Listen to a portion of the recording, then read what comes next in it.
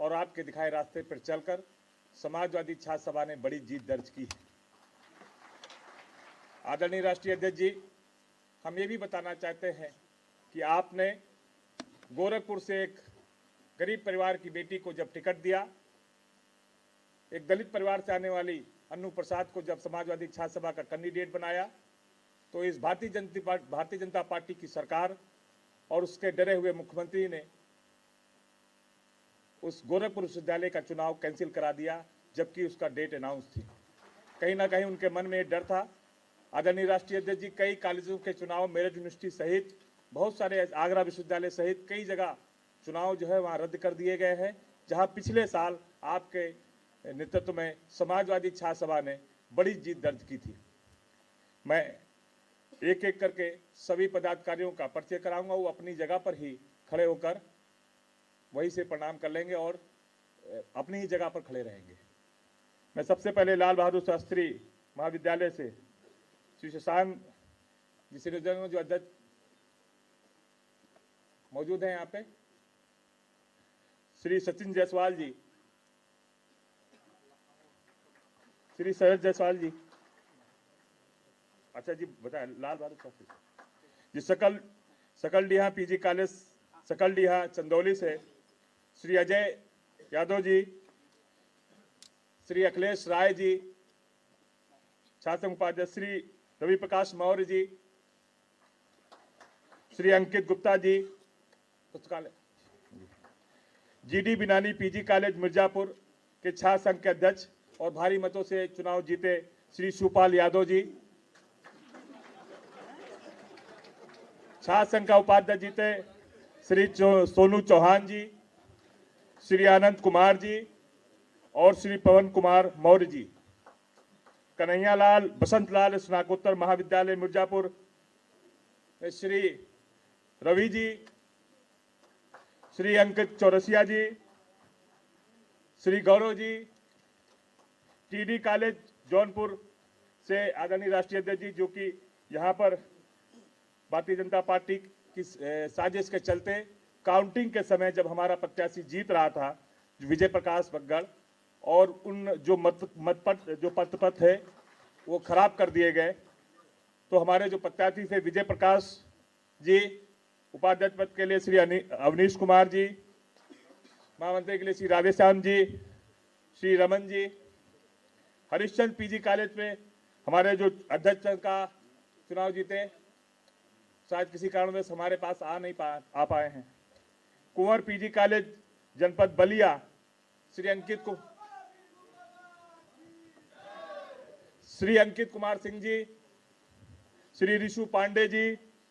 TD college जनपद बलिया से ही अध्यक्ष जीते श्री सुधीर मौर्य जी, श्री अनुभव सिंह जी। दादर डिग्री कॉलेज सिकंदरपुर जनपद बलिया, ताली बजाते रहे नौजवान साथियों अपने साथियों के लिए।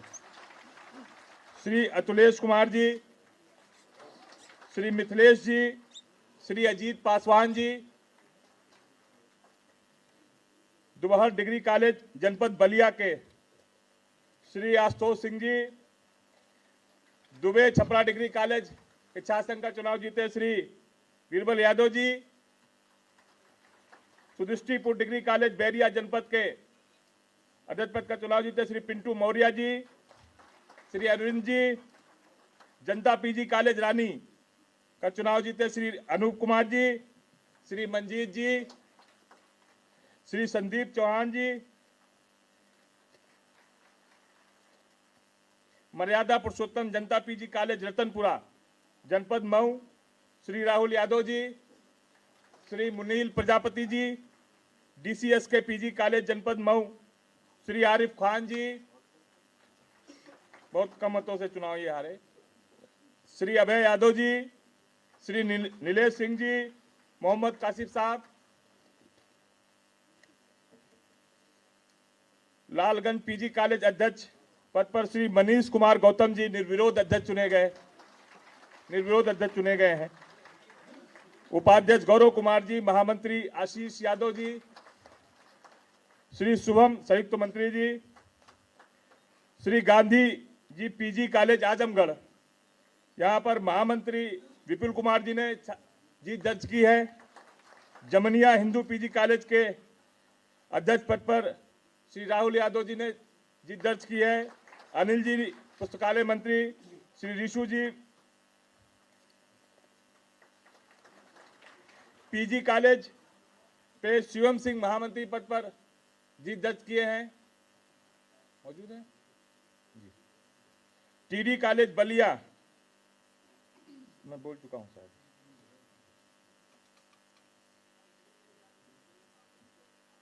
जी, लगभग सभी महाविद्यालयों और इससे पूर्व भी साकेत महाविद्यालय में आभा कृष्ण यादव हमारे अध्यक्ष पद पर चुनाव जीते थे। उससे पूर्व उनका प्रश्न और जानकारी हो चुकी है, उनका भी कार्यक्रम हो चुका है। उससे पहले इलाहाबाद में भी हमारा अध्यक्ष जो जीते थे उन सबका भी हो गया है। आदरणीय राष्ट्रीय अध्यक्ष जी, इस सारे नौजवान पदाधिकारियों की तरफ से हम लोग जोरदार ताली से आपका भी स्वागत करते हैं कि आपने हम लोगों को इतना सम्मान दिया।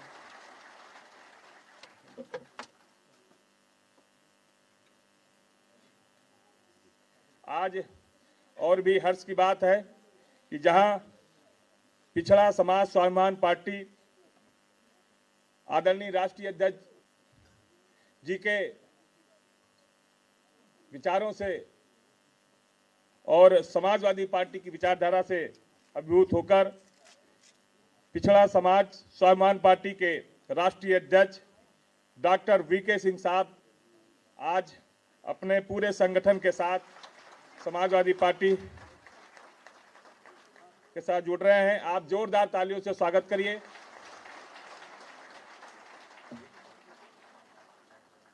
बहुत बहुत धन्यवाद। कार्यक्रम आगे बढ़ाने से पूर्व आदरणीय राष्ट्रीय अध्यक्ष जी, सिर्फ 2 लाइनों में बात कहूंगा और एक घटना जरूर बताऊंगा। मैं थोड़ा सा 1-2 मिनट में बात खत्म करूंगा। आदरणीय राष्ट्रीय अध्यक्ष जी, हम सभी नौजवान साथी हैं और अक्सर हम लोगों को ये बार बार कहा जाता है कि कम से कम आप विचारों को पढ़िए और जानिए। आदरणीय राष्ट्रीय अध्यक्ष जी, यहाँ से सीतापुर महमूदाबाद जहाँ मैं रहा करता था वहाँ की दूरी 50-55 किलोमीटर की है। जब सामाजिक न्याय की बात आती है और गैर बराबरी की बात आती है तो हम लोग जब ये बात समझते थे तो ये सोचते थे कि एक गरीब परिवार और एक बहुत अमीर परिवार के बच्चों में कैसे समानता आएगी। रास्ते में एक जगह जहां हम लोगों की बस रुका करती थी वहां चाय पिया करते थे। वहां पर एक गरीब जिनकी पान की गुमटी थी, उनकी बेटी अक्सर उस पान की दुकान पर बैठती थी। मैंने उससे पूछा कि आप पढ़ने जाते हो? बोला जी अंकल पढ़ते हैं हम लोग। और उसी समय एक कार आके रुकती है जहां एक बड़े परिवार की भी लड़की उस गाड़ी में बैठी होती है। उसी दिन यहाँ से जब हम समाजवादी पार्टी कार्यालय से गए तो हमारे मन में ये प्रश्न बार बार कौंध रहा था कि आखिर ये गैर बराबरी कैसे ही खत्म होगी। ऐसा संयोग हुआ 2012 के बाद, कुछ ऐसा संयोग था कि उसी दुकान के पास हम लोग खड़े चाय पी रहे थे। जैसे ही चाय पीने के लिए उतरे तो एक वो जो बेटी थी उसके हाथों में लैपटॉप था और उसी समय एक बड़ी गाड़ी से लड़की उतरी, उसके हाथों में लैपटॉप था।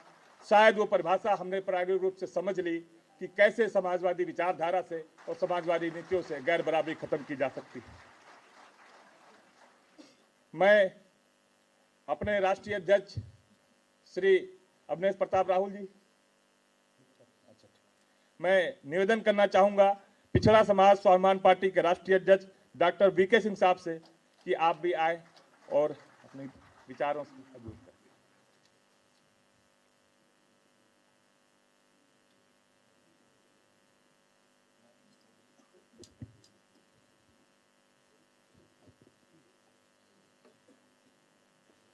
मंच पर बैठे परम श्रद्धेय आदरणीय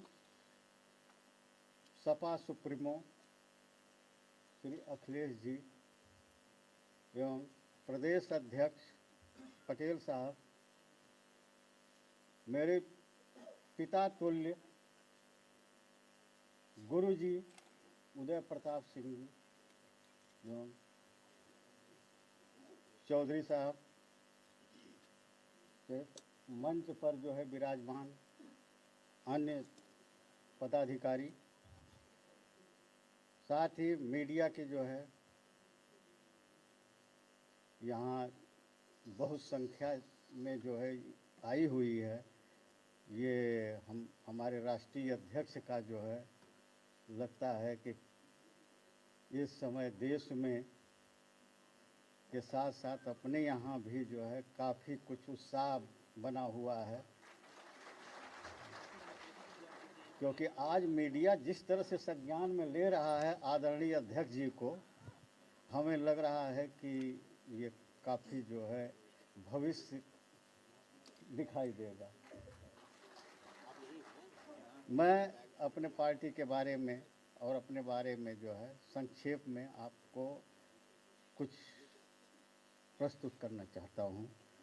बड़े हर्ष के साथ मीडिया के समक्ष वंचितों को सामाजिक न्याय के संघर्ष में सपा सुप्रीमो माननीय अखिलेश यादव के सपनों को साकार करने के वास्ते एवं सपा की समाजवादी नीतियों से प्रभावित होकर मैं डॉक्टर वीके सिंह यादव, राष्ट्रीय अध्यक्ष पिछड़ा समाज स्वाभिमान पार्टी, आज दिनांक 21/1/2019 को अपने समस्त सहयोगियों के साथ समाजवादी पार्टी में शामिल हो रहा हूं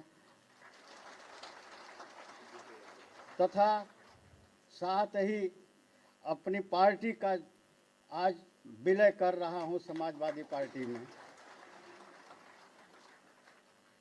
राष्ट्रीय अध्यक्ष को विश्वास दिलाता हूं कि पार्टी द्वारा प्रशासनिक और संगठनात्मक कार्य आवंटित होगा, उसके लिए अपने प्रशासनिक और संगठनात्मक विवेक का पूरा उपयोग करूंगा। कुछ कार्य जो हैं माननीय सपा अध्यक्ष का जो है मैं वो संक्षेप में कुछ कार्यों को जो है मैं चाहता हूं कि आपके सामने रखूं। अच्छा, ठीक, धन्यवाद।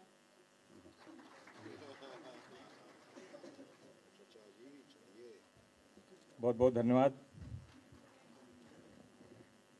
अब मैं समाजवादी छात्र सभा के राष्ट्रीय अध्यक्ष श्री अवनेश प्रताप राहुल सिंह जी को भी निवेदन करूंगा कि भी आए और तो अपना धन्यवाद प्रस्तुत करें। धन्यवाद। कार्यक्रम का कुशल संचालन कर रहे उत्तर प्रदेश के छात्र सभा के प्रदेश अध्यक्ष दिग्विजय सिंह देव जी।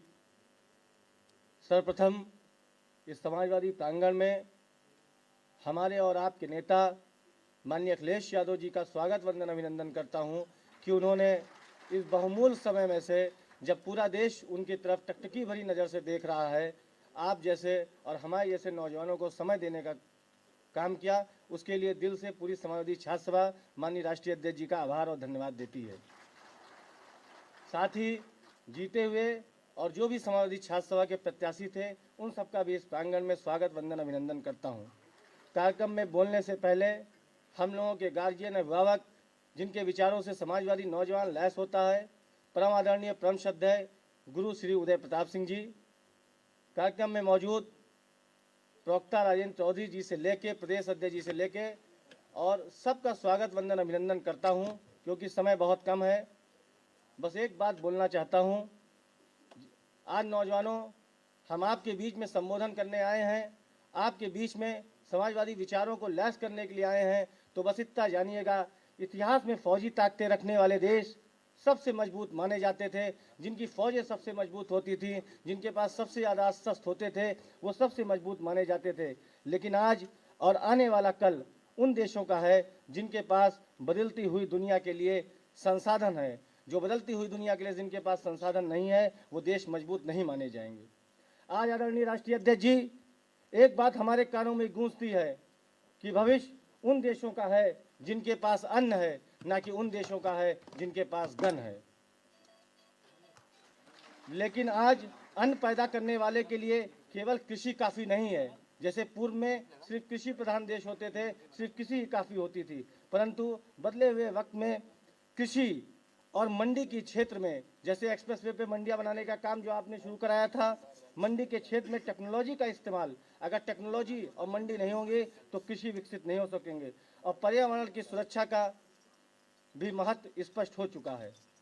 हमारा देश, हमारा भारत एक युवा देश है और हम सब उसके युवाओं को 3 बुनियादी चीज़ें, शिक्षा, चिकित्सा और सुरक्षा तो चाहिए ही, क्योंकि इन्हीं के होने के बाद हम अपने तथा देश और विश्व की समस्याओं के बारे में सोच पाएंगे। आज हम देख रहे हैं कि विज्ञान के क्षेत्र में असीमित प्रगति हो रही है, नई नई टेक्नोलॉजियों का इजाद हो रहा है, नए नए आविष्कार हो रहे हैं, जिसकी वजह से इंसान प्रकृति के साथ खिलवाड़ कर रहा है और इसका गहरा असर समाज पर भी हो रहा है। पर्यावरण अब प्रदेश और देश के अंतर राष्ट्रीय समस्या है। आज देश की रक्षा और विकास दोनों पर्यावरण की सुरक्षा पर निर्भर है और यह सब सामाजिक न्याय के बिना असंभव है। सामाजिक न्याय के बिना हमारे द्वारा दिए गए कोई भी कथन असंभव है। समाज में अगर जात पात और धर्म दीन के झगड़ों में मुलझे रहे तो कल इससे हमारा समाज और हमारा देश कमजोर होगा, कभी मजबूत नहीं हो सकता है। आज के हमारे संकल्प का कारण हमारे ही संकल्प का नहीं, इस प्रांगण में बैठे हुए माननीय अखिलेश यादव को नेता मानने वाले समाजवादी विचारों से लैस हर उस नौजवान का आज यही संकल्प है, क्योंकि हम देखते हैं विकास विकास का नारा लगाने वाले, लेकिन विकास तब तक संभव नहीं है जब तक सामाजिक न्याय न हो, और यह तभी भी असंभव है जब तक राजनीतिक स्तर तक, पंचायत लेवल से लेके लोकसभा तक सामाजिक स्थिरता न पैदा की जाए। समाजवादी सोच इस दिशा को दिखाती है और हम इसका परचम, हम और आप समाजवादी नौजवान जो माननीय अखिलेश यादव को अपना नेता मानते हैं और उनकी नीतियों में भरोसा रखते हैं, यहाँ से इस परचम को आगे लेकर बढ़ेंगे। जो लोग संकल्प लेते हैं कि माननीय अखिलेश यादव जी के विचारों को आगे लेकर बढ़ेंगे, वो हमारे साथ हाथ उठा के कह दें कि समाजवादी पार्टी जिंदाबाद, माननीय अखिलेश यादव जिंदाबाद। एक वाक्य, एक शब्द का है, जो लोग पूरे देश में पर्यावरण पर चर्चा हो रही है, अयोध्या में जो लोग हेलीकॉप्टर उतारने का काम करते हैं, जब माननीय राष्ट्रीय अध्यक्ष जी ने परिक्रमा मार्ग बनाया था तो उसके चारों तरफ पेड़ लगाए थे परिजात के, लेकिन पेड़ कोई लगा सकता है, लेकिन भावनात्मक रिश्ता पेड़ और पर्यावरण से अगर किसी का हिंदुस्तान में है तो उस नेता का नाम माननीय अखिलेश यादव है। एक घटना बस ऐसी है, उन पेड़ों को ढकने के लिए लोहे के केस बनाए गए थे। डीएम चीफ कंजर्वेटर उसको लोहे का केस बनाए थे कि वो पेड़ उसमें रख सकें। माननीय राष्ट्रीय अध्यक्ष जी ने आदेश दिया प्रमुख सचिवन को कि देख लेना, जो केस बनाए हो उसकी कील पेड़ों में ना घुस जाए, क्योंकि पेड़ों के अंदर जान होती है, वो बोल नहीं पाते हैं। इस घटना से पता चलता है पेड़ कोई लगा सकता है, नदी कोई साफ करा सकता है, लेकिन संवेदनशील अगर कोई हो सकता है तो उसका नाम हमारे और आपके नेता माननीय अखिलेश यादव है। बहुत बहुत धन्यवाद। बहुत बहुत धन्यवाद। मैं अब निवेदन करूंगा आदरणीय गुरुजी परम श्रद्धेय श्री उदय प्रताप जी से कि उनका भी आशीर्वचन हम लोगों को मिले। हमारी समाजवादी पार्टी के माननीय राष्ट्रीय अध्यक्ष जी, जो आज राष्ट्रीय स्तर पर युवा राजनीति के गौरव हैं, और मंच पर बैठे हमारे प्रदेश के अध्यक्ष जी श्री नरेश उत्तम जी और बालेश्वर यादव जी, चौधरी साहब, और सभी लोग जो मंच पे उपस्थित हैं, और प्रेस के लोग और प्यारे बच्चों और छात्रों और जो उपस्थित सज्जनों, आज मैं पहले तो डॉक्टर वीके सिंह को बधाई देना चाहता हूं कि उन्होंने समाजवादी पार्टी की नीतियों से प्रभावित होकर पार्टी ज्वाइन की है और संकल्प किया है कि पार्टी के साथ काम करेंगे। और मैं उन छात्रों को भी बधाई देना चाहता हूं जो छात्र अपने अपने संघ में जीते हैं।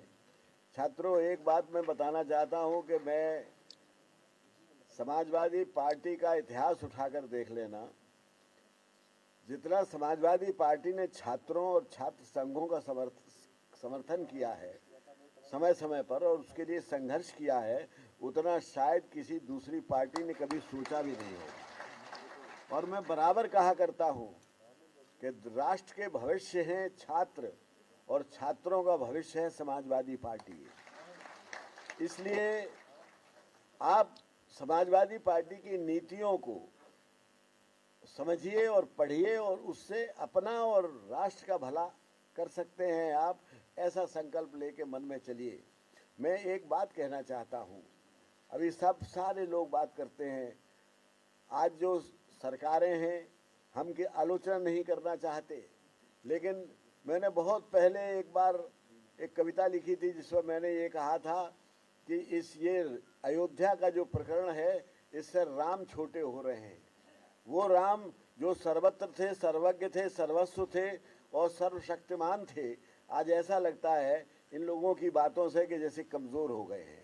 तो मैंने एक कविता लिखी थी कि सारी धरा धाम राम जन्म से हुई है धन्य, निर्विवाद सत्य को विवाद से निकालिए, रोम रोम में रमे हुए हैं विश्वव्यापी राम, राम का महत्व एक व्रत में न डालिए, वसुधा कुटुंब के समान देखते रहे जो, ये घृणा के सर्प आस्तीन में न पालिए, राम जन्मभूमि को तो राम ही संभाल लेंगे, हो सके तो आप मातृभूमि को संभालिए।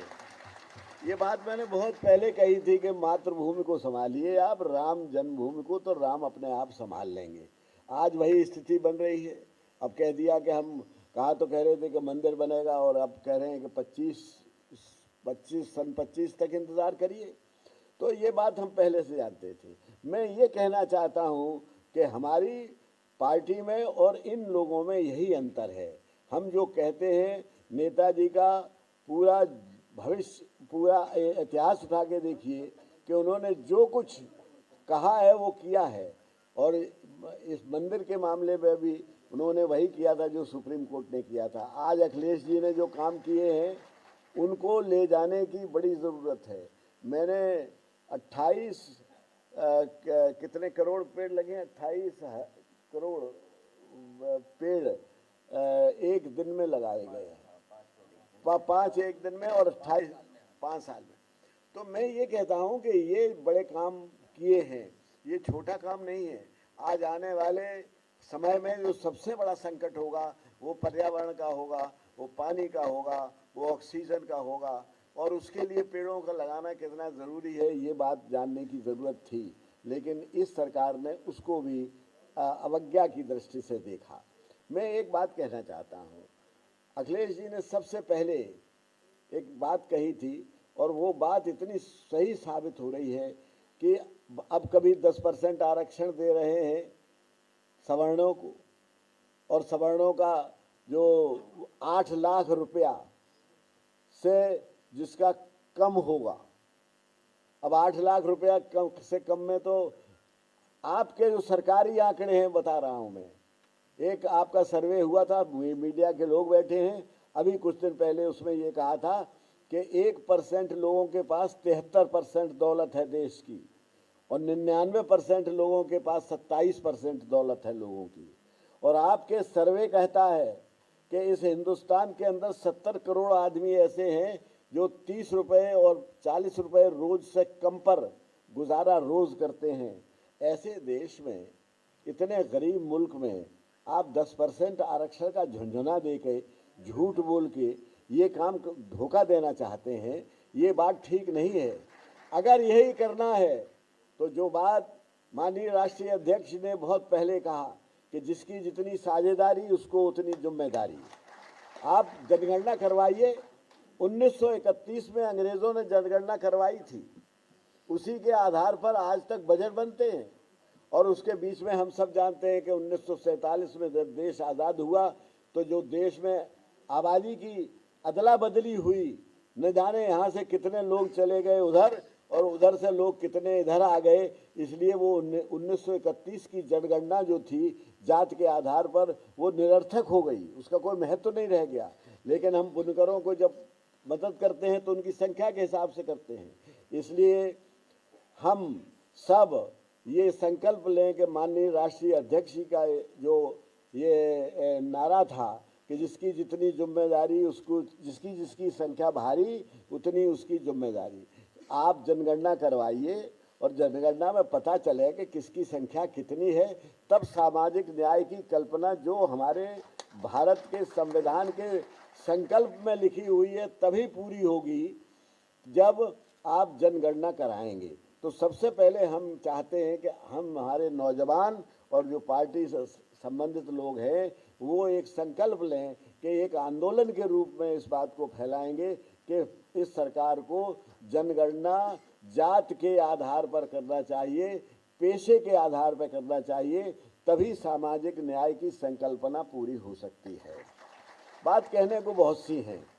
मैं एक बात ये भी कहना चाहता हूँ कि छात्रों की स्थिति जो है आज वो बहुत शोचनीय है।